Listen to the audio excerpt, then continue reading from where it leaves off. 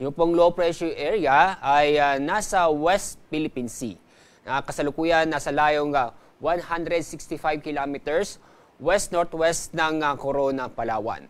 Base sa ating data at analysis ng ating binabantayang low pressure area, mababa ang tsansa na ito'y maging bagyo. Itong LPA ay nakapaloob sa ITGC o Intertropical Convergence Zone. Itong ITGC ay naapektuhan ang malaki pong bahagi po ng ating bansa. Samantala, inyo mapapansin, may isang bagyo na sa labas po ng ating Philippine Area of Responsibility at kasalukuyan. Isa siyang tropical depression na sa layong 2,540 kilometers silangan ng extreme northern Luzon. Ang lakas ng hangin malapit sa gitna nito ay umaabot sa 55 kilometers per hour. Malabo itong pumasok sa ating Philippine Area of Responsibility dahil inaasahan po natin ang pagkilos ito ay pahilaga.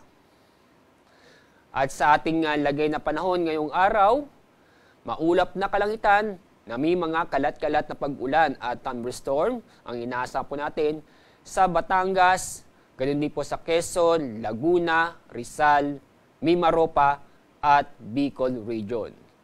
Samantala, ito pong nalalabing bahagi po ng Luzon kasama ang Metro Manila, ganun din po sa buong Visayas at ganun din po ang buong Mindanao ay magiging bahagyang maulap hanggang sa maulap ang kalangitan maliban sa mga isolated na mga pag-ulan or thunderstorm.